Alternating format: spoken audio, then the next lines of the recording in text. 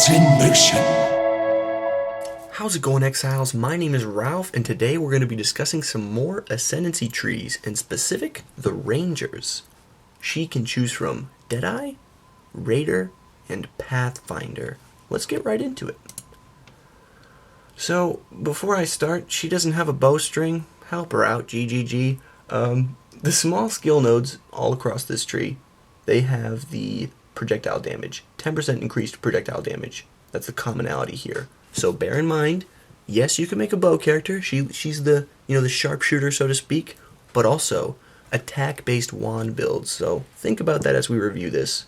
We'll start with this bottom one here, down this path. 10% increased crit. It's okay.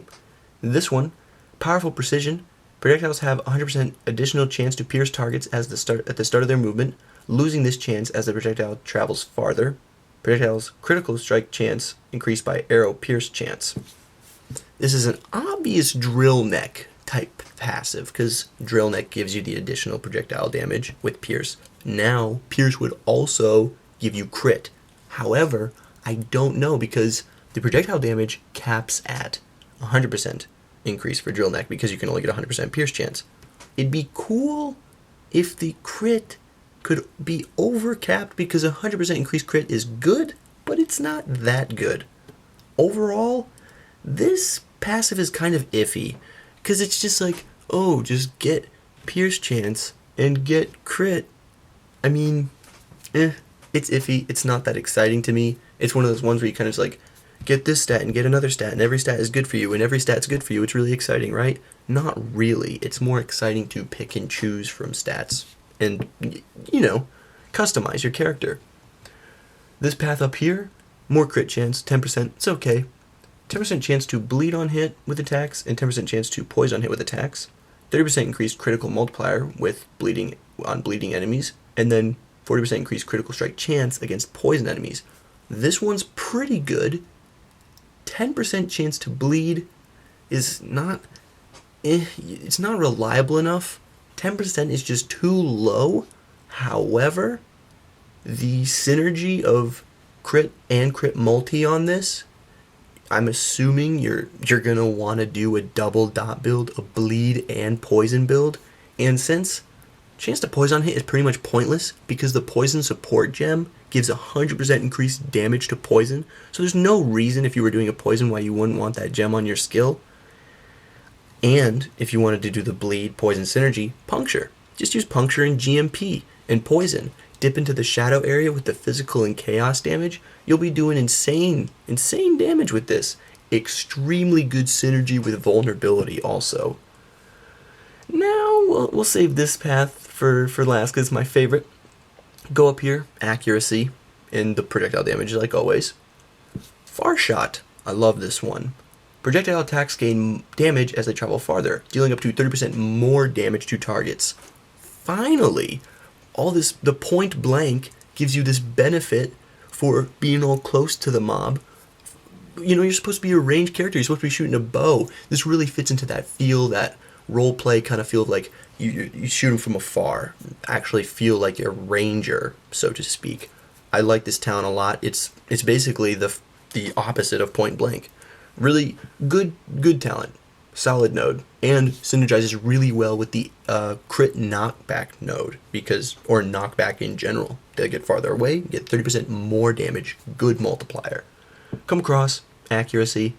This one's pretty awesome. Endless munitions. 200% to accuracy rating. It's pretty good. It's not amazing. You can get more on some pieces of gear, but 200 is very nice. 20% increased radius of area skills. That's a lot. That's a lot nowadays. Every node on the tree right now is 5%, so that's very good, considering the base of AoEs is larger now. Skills fire an additional projectile. Look at this thing. This thing has just got all the goodies packed in one. You get increased AoE and additional projectile.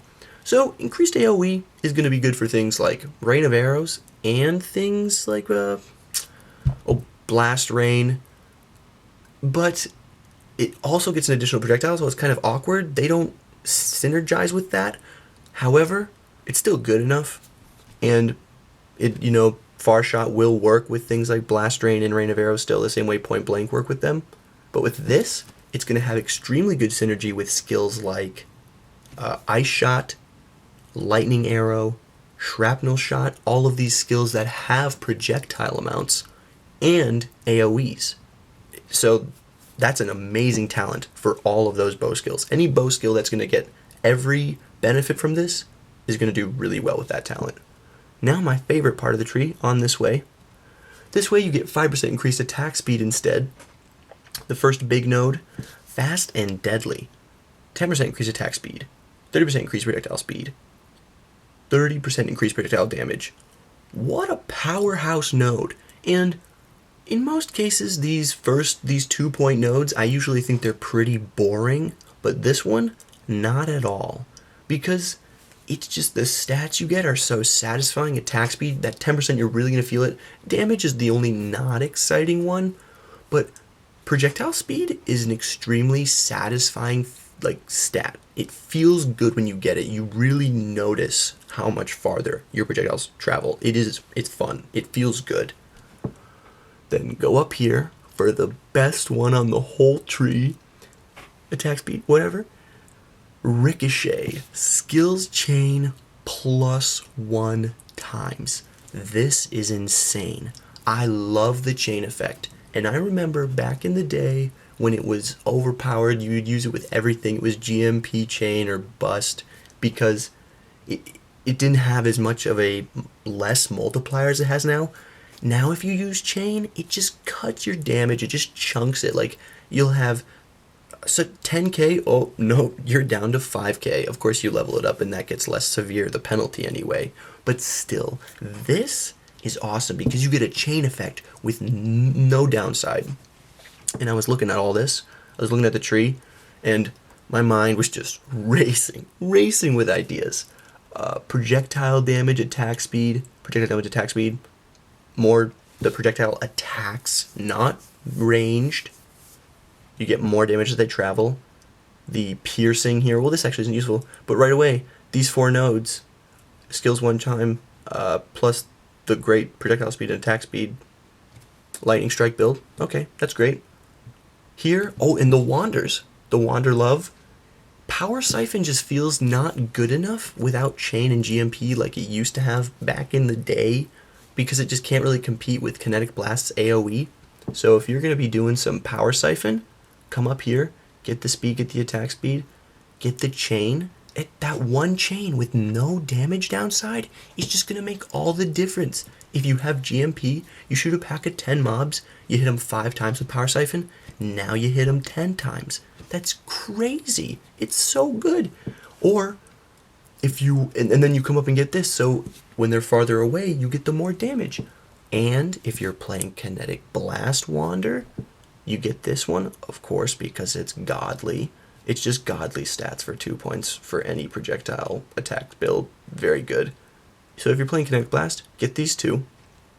Come up here, travel around, accuracy, 20% radius on Kinetic Blast, and an additional projectile. So it's still going to defeat Power Siphon in every single way.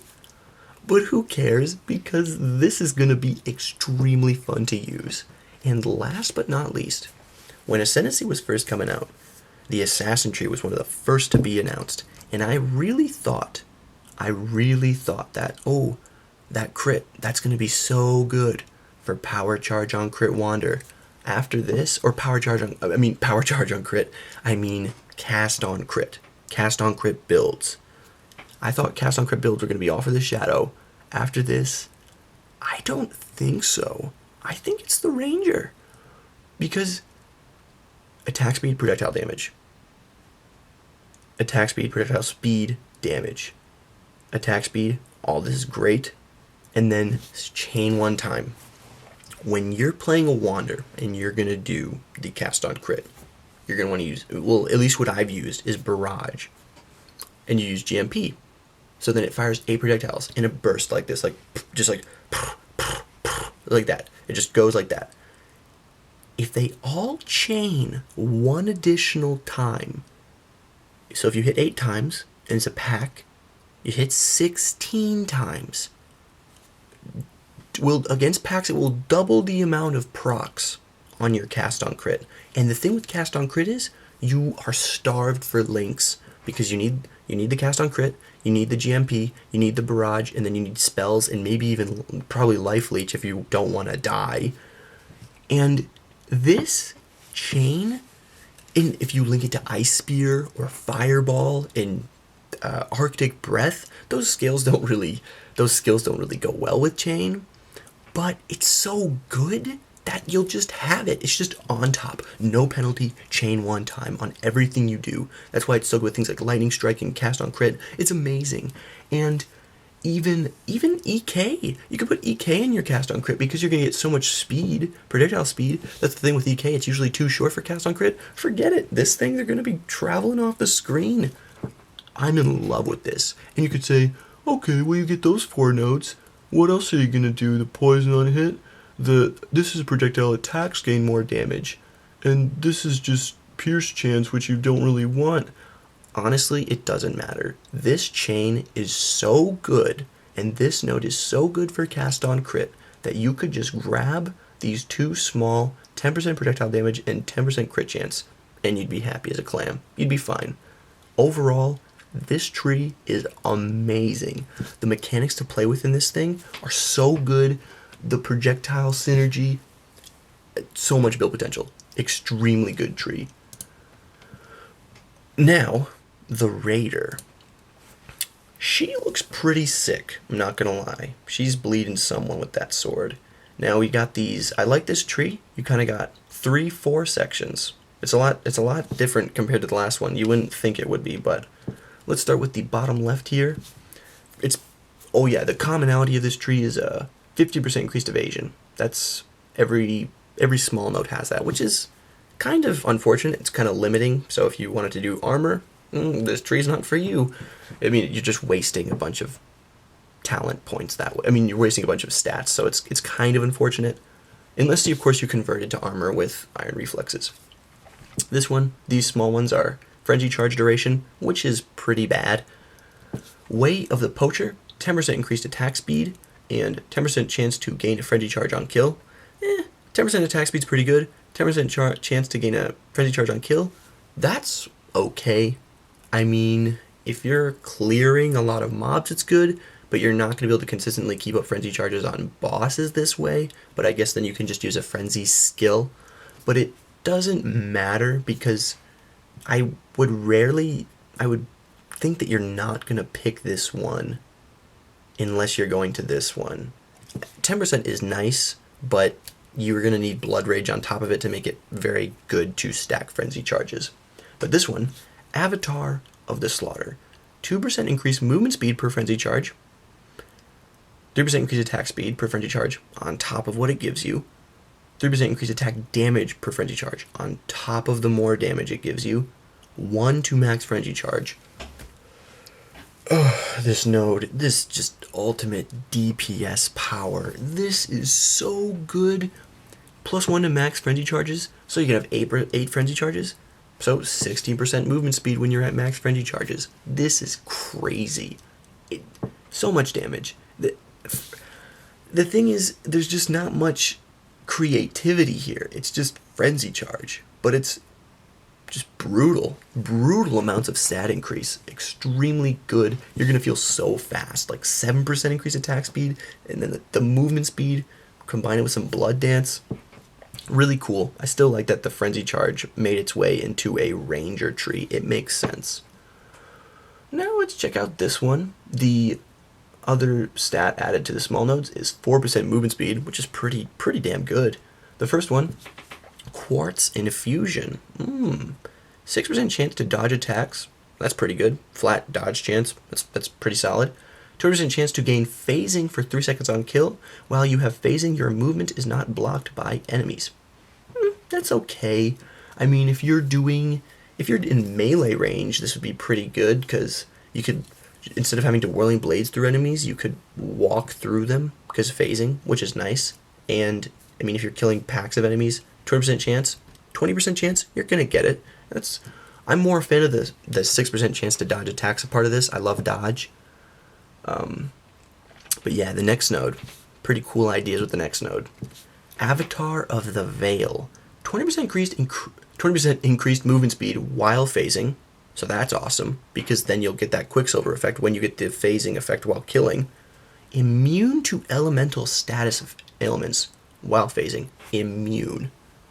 10% chance to dodge spells while phasing. So you're going to get the attack dodge, you're going to get the spell dodge, immune to status ailments, and movement speed. 20% movement speed. Well, wait a second. In that Flask manifesto, Quartz Flask gives you phasing. And it's going to have additional spell dodge and additional attack dodge.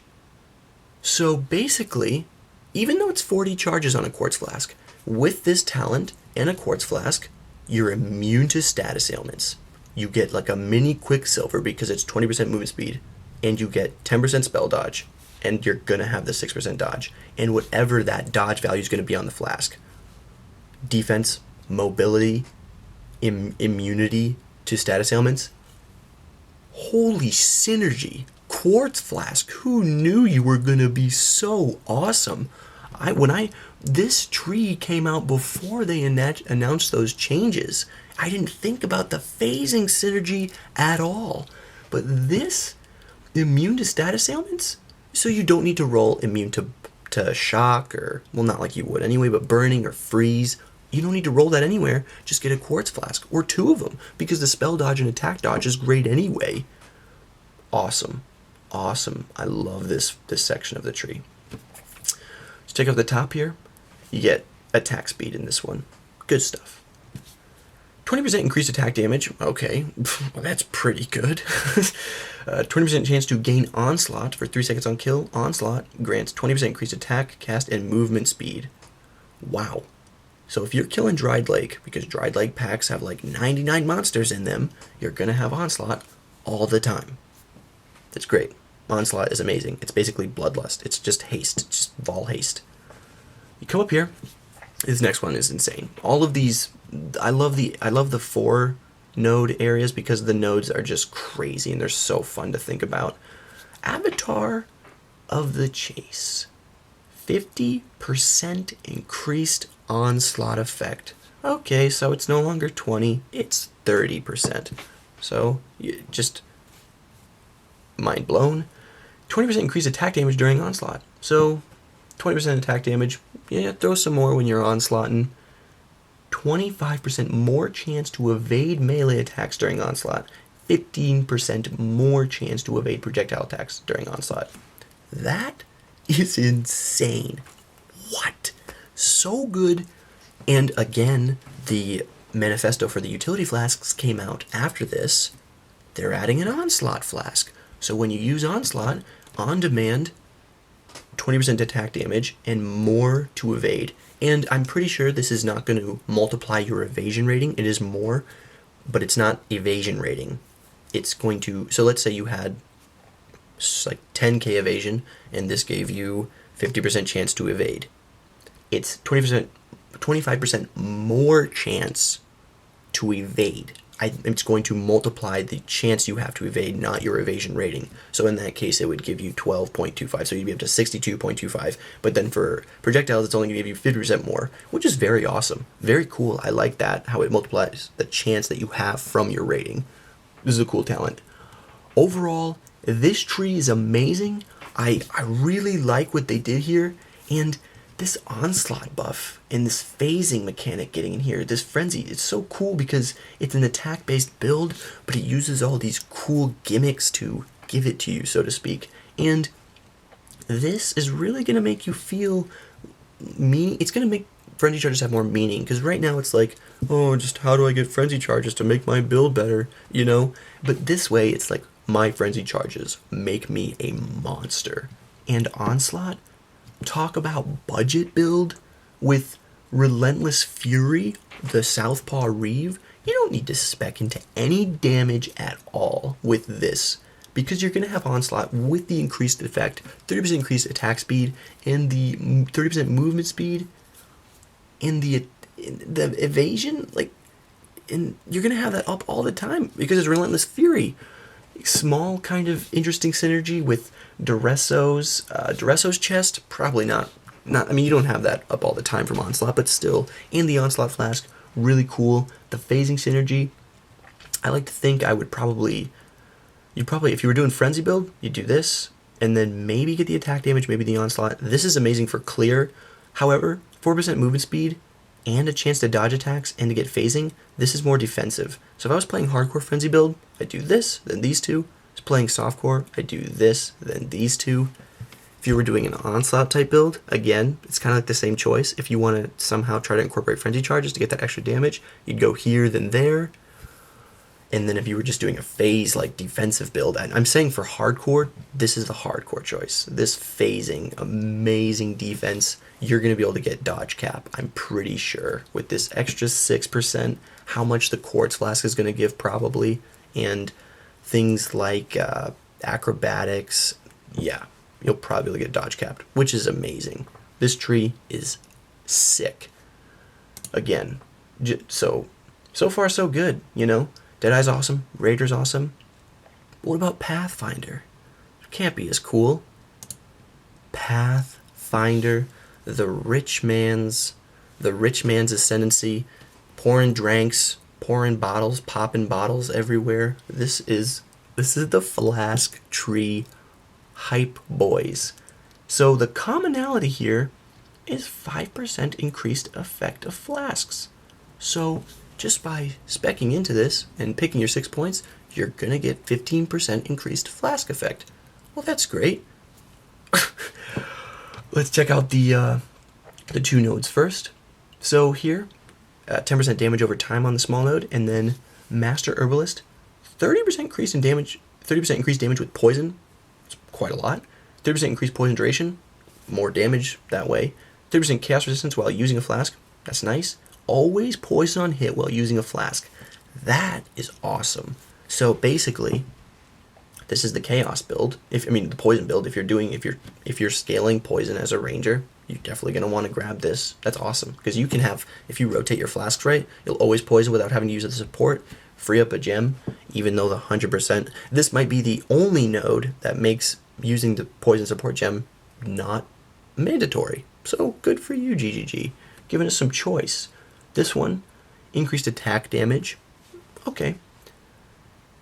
Master Fletcher gained 10% of physical damage as extra damage of a random element. Damage penetrates 10% elemental resistances. So if you're doing a fizz build, you could do this, and then just get the 10% extra, and then you'll get a little bit of pen from that. And if you're doing an elemental build, you can pick this just because 10% elemental pen is good enough. So yeah, this is clearly damage over time chaos type stuff. And this is clearly the fizz or elemental choice. Now, let's go up this wheel here. We get 6% to all res. That's pretty good, useful. You don't have to get on your gear, I guess. Nature's Boon, 5% reduced elemental damage taken. Nice. I like that.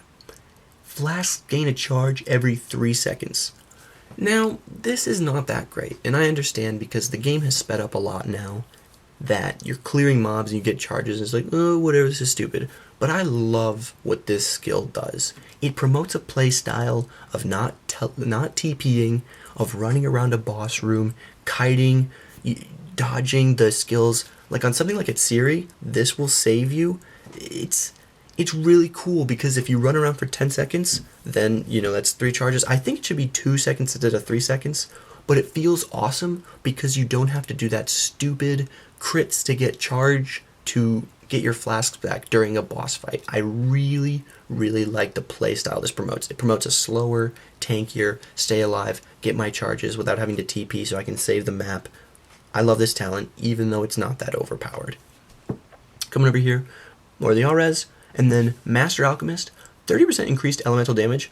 It's quite a lot. So if you're doing an elemental build, these two together with a 10% pen, really great. And if you happen to like this, dispel elemental status ailments on flask use. Any flask use, pretty awesome. So the immune to freeze or, ignites. Taking off ignites can be really important sometimes. It'll save you sometimes.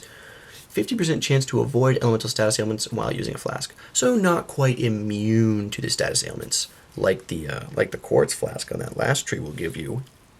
So, if people think this is OP, just go check out the Raider tree but still really cool. And then GGG decided to ruin everything. They decided to say, oh, you know, this tree just had too much choice, had too many cool options. Let's just make everything good in the bottom left 4. Alright, what do you mean? Let's look. Sorry about that, GGG heard me insulting their trees and they decided to shut off my camera. Let's get back to it. So, these have increased flask effect duration, which is just strictly better than all res, and strictly better than attack damage or damage over time. The whole tree is scaling flasks. It's, you know, multiplying the effects of flask together and synergizing them. And flask duration, 8%, so 60%, that's so good. So let's, okay, whatever, you know, there's choice. Oh, there's choice, I swear. Come down here. Nature's Adrenaline, 15% increased movement speed while using a flask. 20% increased attack speed while using a flask. So if you have that Onslaught flask, or if you have the Quicksilver flask, or whatever, you're just going to get this effect while you have it on. Which is just great, because your Quicksilver will just give you 70% or something stupid like that movement speed now. It's going to be pretty hilarious to watch. Now this isn't that good, because you can't keep up your flasks 100% of the time. I mean, not unless you had a talent like this. 30% increased life recovery from flasks. Remove bleeding on flask use. Well, I mean, the talent wasn't good enough. Of course, 30% life recovery sucks. 20% chance for flasks to gain a charge when you deal a critical strike. Well, that's weird. That applies to every single flask. In 30% increased life recovery, stupid useless stat, and then removes bleed, so you don't need to roll that on your blue flasks. Actually, you're not going to equip blue flasks. You're only going to use unique flasks. In fact, 20% chance to gain a charge is just, it got nerfed, remember, it used to just be 1 charge per crit, but this talent is so good with things like Vinctors, with things like Taste of Hate. You're just scale attack speed, just get the 4 nodes. Grab one of these for elemental fizz damage, grab this for poison if you're doing that, grab this if you're dumb, well, in this case, and then it's insane. Just scale attack speed and scale crit. You just need to keep refreshing your flasks. Something like Blade Vortex, where you're hitting a lot, or something like Barrage, where you're hitting a lot, just something. It doesn't even matter how little damage you're doing, because you're just going to be able to leech it all back. Some fizz to lightning on that Vinctor's flask, something stupid, I don't know. The fact that you can have unique flasks regenerate charges from crits against bosses, it's crazy. This talent is amazing, and it removes bleed. It doesn't even have to remove bleed, but it does. Sure, it doesn't make you immune to bleed, but it doesn't matter. And 30% life recovery is actually pretty awesome. This talent, and these small nodes being as good as they are, and this being as good as it is, and you're going to have movement speed and attack speed while you're doing it, it kind of ruins the tree. As fun as it is, how do you pick these other things? It's just these two don't exist, because you're going to get these 4, and then just pick this, or this, so this thing may as well not be there. I love Pathfinder, though. I love the theme. I love the Flask Master type stuff, but it needs to be balanced for sure. Still, I can't pretend like I'm not looking forward to see how people break the game with this one, especially the unique Flask build, the Rich Man's build, the RMT build. I'm hyped. Although I think the choice is limited in this tree, there's not a single one of these that I wasn't extremely impressed with. I love every single one of them. This gives you awesome projectile, wander, and bowsman type sharpshooter, awesome cool mechanics, chain and AoE and additional projectile, so much fun. This one gives you just crazy cool attack mechanics, different cool synergies with phasing, frenzy, and onslaught, and this one breaks the game with flasks. All of these are extremely cool. I've never wanted to play a Ranger before, and now I do, thanks to Ascendancy. I'm extremely hyped for these. I hope you guys are too. Let me know what you guys think, and thanks for watching.